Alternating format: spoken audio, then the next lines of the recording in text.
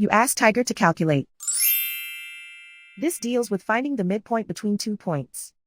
The midpoint between the 2 points is 2.5, negative 45.5. Let's solve it step by step. Plot the 2 points and calculate the midpoint using the formula. The coordinates of point 1 are, x1 equals 84, y1 equals negative 6.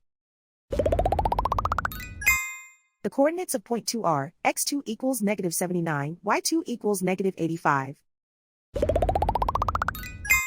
PM represents the midpoint of the 2 points.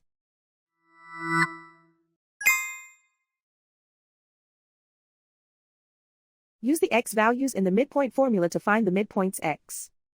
x1 equals 84.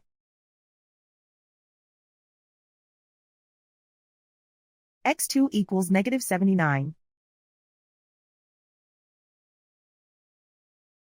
Simplify the arithmetic.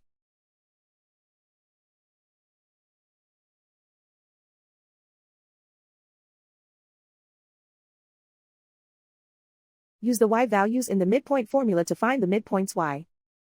y1 equals negative 6. y2 equals negative 85. Simplify the arithmetic.